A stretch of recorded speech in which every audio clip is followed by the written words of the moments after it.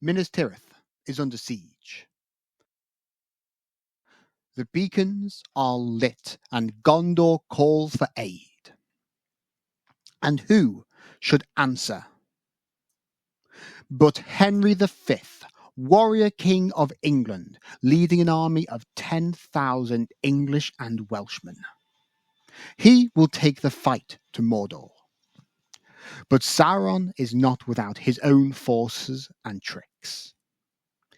English steel and bow will be tested against the ferocity of the orcs. The victor could well decide the fate of Middle-earth itself. This is the Battle of Aginorc.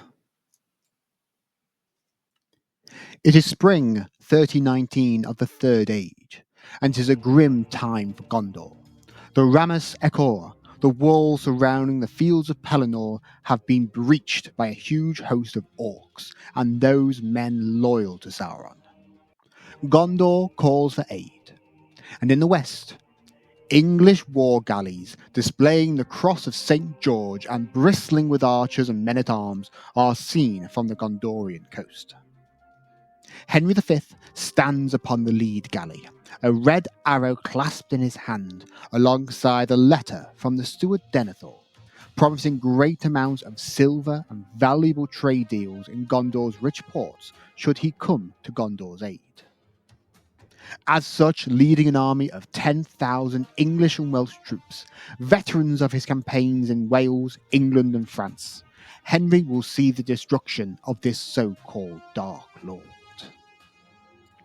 His fleet stops at Dol Amroth, where he meets with Prince Imrahil, at this moment leaving to reinforce Minas Tirith. The prince initially asks for the king to march on Minas Tirith to aid the siege, but instead it is decided that the English host will sail directly up the Anduin to threaten the rear of Sauron's armies, cutting off their supply lines and raiding their lands. Staying in Dol Amroth only long enough to resupply, and for the king and prince to share stories of their noble exploits. The English army sets forth once again, and Imrahil marches to Minas Tirith. Although the southern coast of Gondor is beset by corsairs, the small and light corsair ships are no match for the hulking war galleys of the English when they are bristling with archers. Although the slow-moving English ships have no hopes of catching the much faster corsair ships in battle, as such the corsairs soon learn to simply avoid the English fleet. Although disappointed at the lost opportunity of claiming some of these craft, the English army sails on, landing at Pelagor and then crossing the Anduin on the backs of their ships into southern Athyllion. This is where the English army liaise with a small group of Athyllian rangers, who would act as scouts and were experts on the local terrain. Henry surveys the maps that the rangers bought, decides that he would set up base within the half-ruined fortress of Bahurin. Wasting no time, he marches his army upon the city. The Orcish garrison of the city was small, only a token force and clearly not expecting a battle. Still, pushed on by their taskmasters, the orcs prepared to defend the walls. Knowing he did not have the time for a long siege, Henry orders the establishment of a siege camp and reveals a weapon he had brought all the way from France, a style of weapon yet to be unleashed against the armies of Sauron. Cannon. The cannons blast away at the aged walls and the precarious wooden palisades the orcs had built. Within a week, a large breach had been formed. Henry V, fearing orc reinforcements, quickly prepares to take the castle by storm. Although the first couple of attempts of storms are repulsed by desperate orcish ranks and the steep banks of the city, Henry V, eager to test the orcs, personally leads his elite household knights in the storm, calling upon his troops to rally. Once more upon the breach, dear friends, once more, or close the wall up with our English dead. With chance to England and St. George, the English troops throw themselves upon the breach. The orcs, pushed back and outnumbered, begin to waver and then break, attempting to flee the city in any way that they could. Every orc found within the city is killed by the victorious English, and the city thoroughly looted. Henry orders the city to be made defensible, and now looks across the landscape of southern Athyon with hungry eyes. Over the next few days, his troops engage in a tactic known as the chevauchée. Small bands of mounted English and Welshmen roam the countryside, looting anything of value, stealing food and burning anything that cannot be carried. Small forces of orcs and men of Athyon are cut down without mercy, as southern Athyon burns. Although the Rangers allied to the king protest at this devastation of once Gondorian lands, Henry ignores their pleas, and now plans to march on Osgiliath. If his troops could reclaim the city and its east banks, Sauron's attack on Minas Tirith would have no way to retreat. Marshalling his army, he leaves a garrison of 2,000 men to defend Bahurin, and takes a bulk of his force north, burning and pillaging as he did so. Yet the Dark Lord was making his own plans to rid himself of this English blight upon his conquered lands, and tasked the lieutenant of the Ringwraiths, Camul the Easterling, with the destruction of this force. Although a bulk of Sauron's army was held up with the siege of Minas Tirith, Camul pulled reserve troops of Mordor, Morannon, Minas Morgul and Dol Guldur. Camul and his taskmasters are able to raise a force of 15,000 orcs, uruks, trolls and wargs, before the actions of Henry marching on Osgiliath forces Camul to march to defeat the upstart English. The resilient orcs, spurred on by their vicious taskmasters' whips, march through the night and place themselves against the English force. Henry is initially shocked by the reports of the Rangers that the orcish army will soon be upon them. Unwilling to fight such a host of orcs in the open, Henry begins to retreat back towards Bahurin. But even mounted, his troops are laden with loot, and Henry is shocked to see the orcish host had overtaken him during the night. Fearing being cut off in his retreat or caught unprepared, Henry orders his troops to prepare for battle. Henry now regretted his decision to not have his men abandon their loot. The speed and constitution of the orcs had impressed him. But now was not the time for regrets. The Rangers had found a nearby hill, well suited to battle. The orcish host caught up with the English army in the late afternoon. The English and Welsh troops initially made to rest, exhausted from the march and not expecting a battle so late in the day. But warned of the orcs' preference for the night, Henry ordered the army to make their prayers and prepare for battle immediately. This proved to be a diligent decision, as Camul wasted no time in readying his army and beginning his assault. The Battle of Aginorc was about to begin.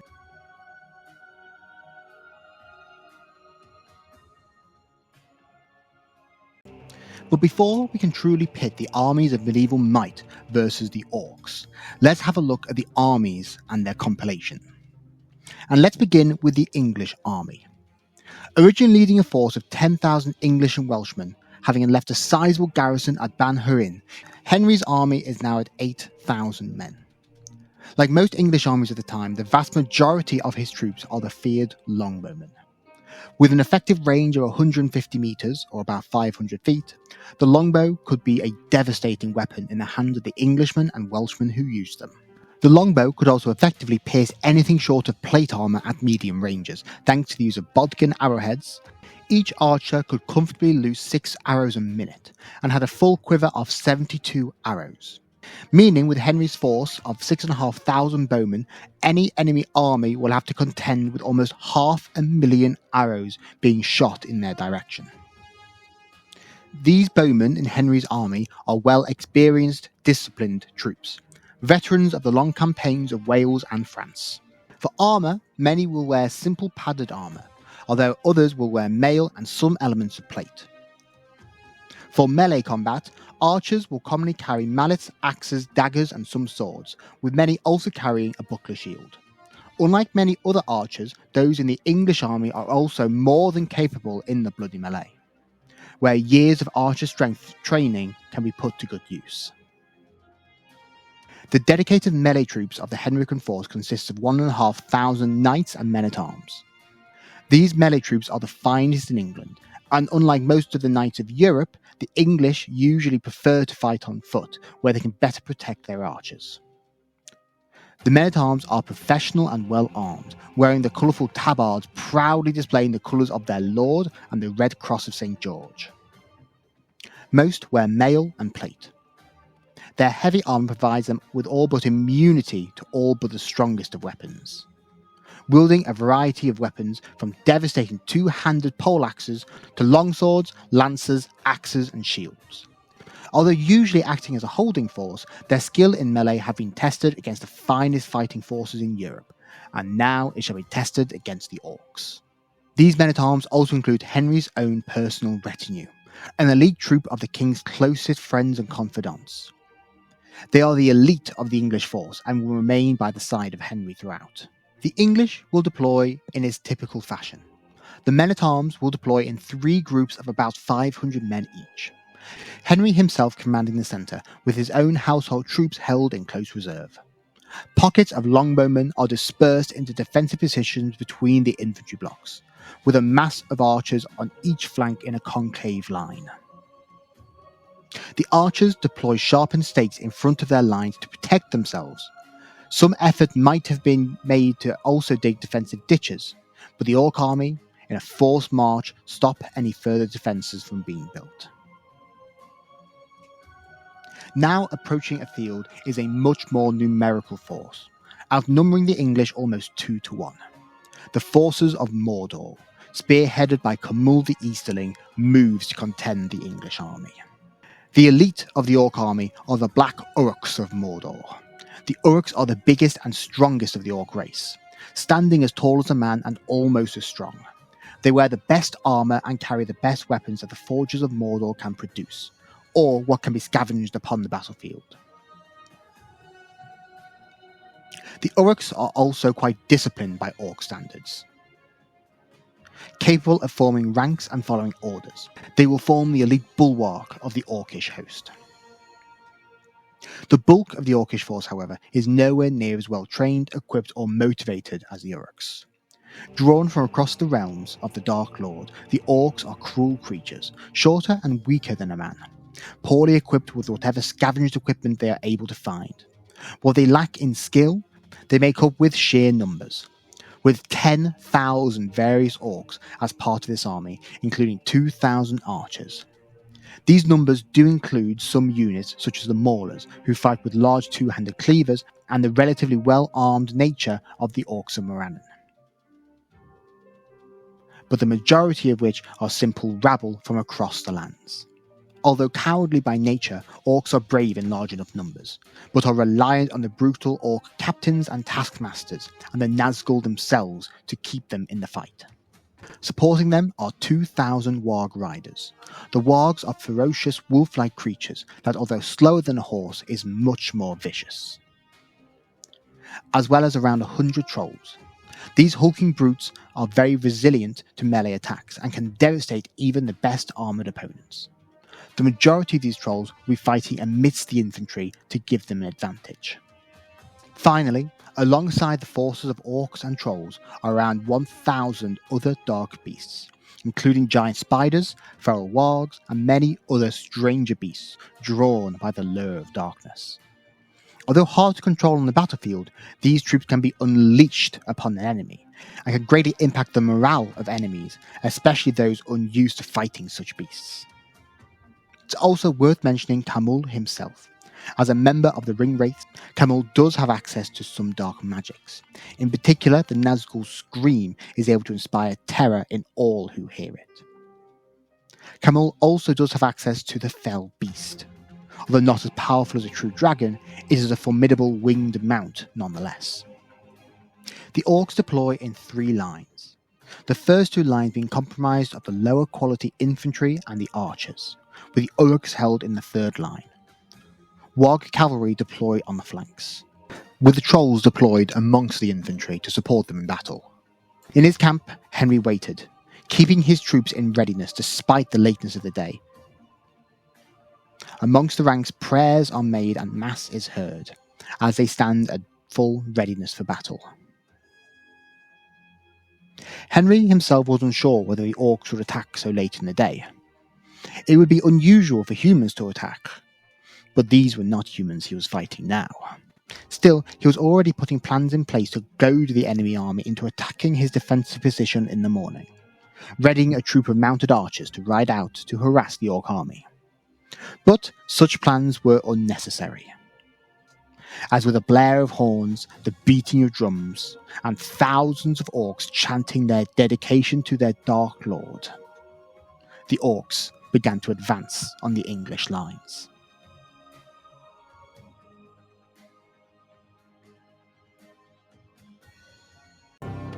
Camel begins the battle by taking to his fell beast and surveying the English ranks from the air. This is not the first time he has fought human archers, but these are clearly not the hit-and-run tactics employed by the Gondorian Rangers. These men seem prepared to stand and fight. Nevertheless, he must enact the will of the Dark Lord. And barely allowing his troops to redress their ranks and to rest, he orders his orcs forward. Orc archers would form the vanguard, to engage with the English archers and to cover the advance of his wargs, who would charge forward and engage the enemy in melee, tying up the archers and the men-at-arms and allowing the massed ranks of orcs to advance clear of archer fire. However, long before the orcish archers can get into range, the English, situated on the high ground, launch volleys into the enemy ranks. Some of the orcs continue to advance, others panic as vicious arrowheads slam into orcish flesh, as the orcs are at the complete mercy of the archers. The wargs and their riders now advance. However, the terrain and defences channel the orcs forward, where they receive devastating volleys into their flanks. The unarmoured large beasts prove easy targets for the skilled archers, as beast and orc fall in their hundreds. Those riders that attempt to engage the archers find their progress stopped by the defensive stakes, and the stationary cavalry find themselves easy targets. Those riders and archers that survive these early volleys try to bring their ranks under control and flee back towards their own lines, receiving devastating volleys as they do.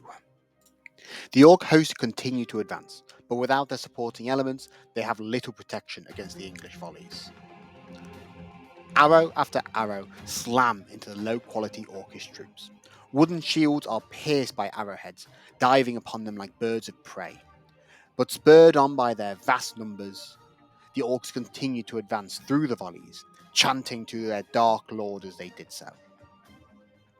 The hammer of the orcish host is unwieldy, and is steered into the shallow valley.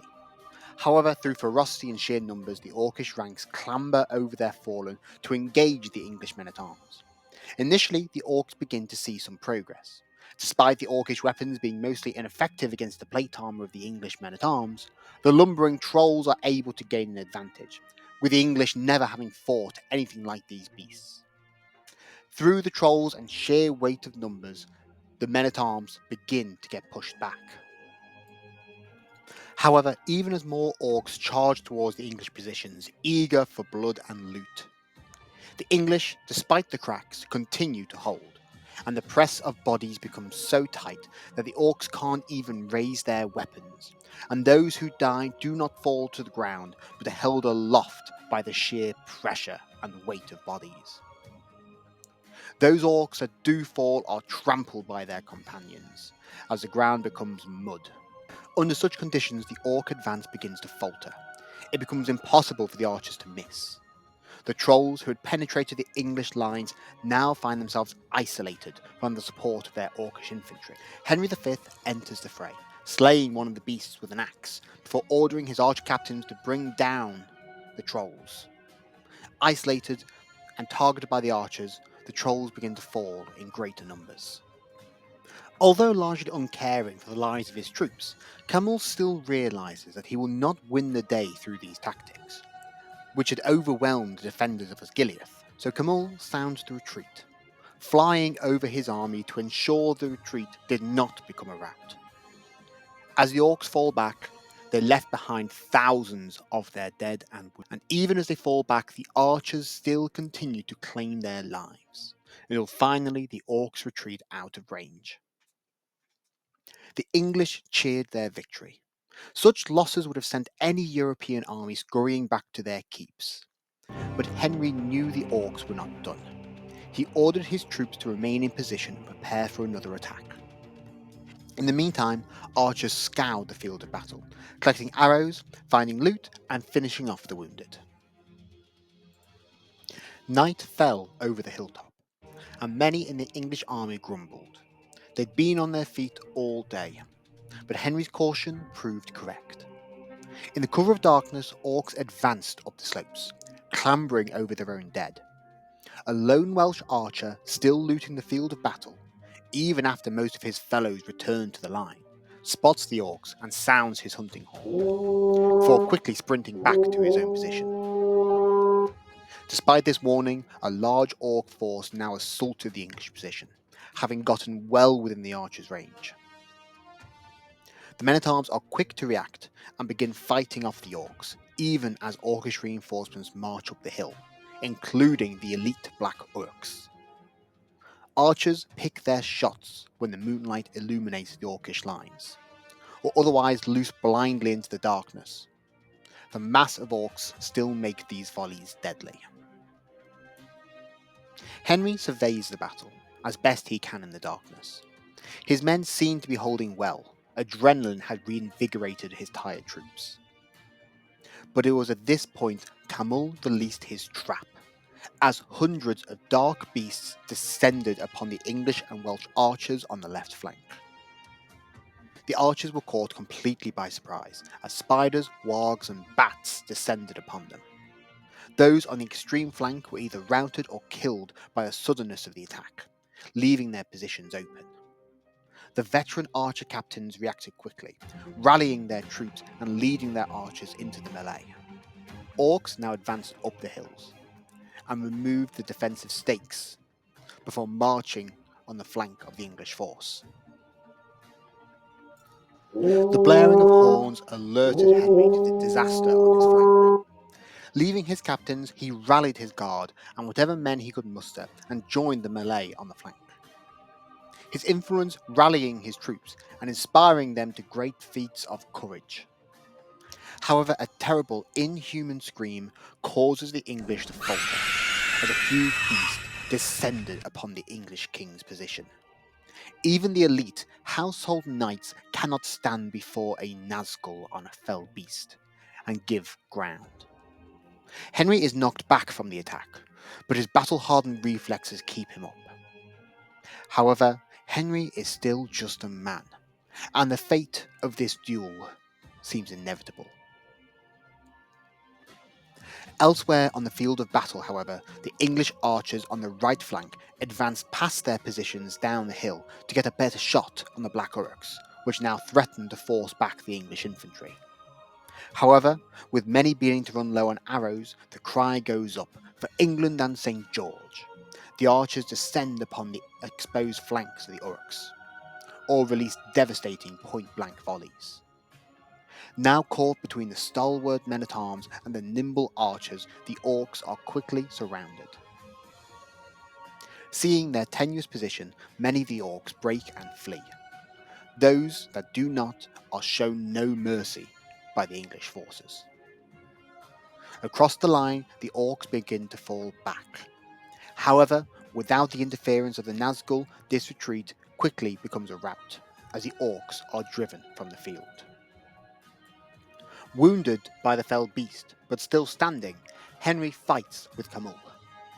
The Nazgul seemingly moments from victory.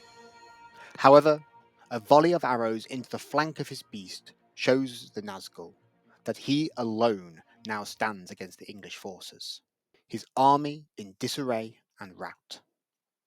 The victorious cries of the English break the Nazgul's spell, and Henry's elite guard join the fray once more and drag their king to safety.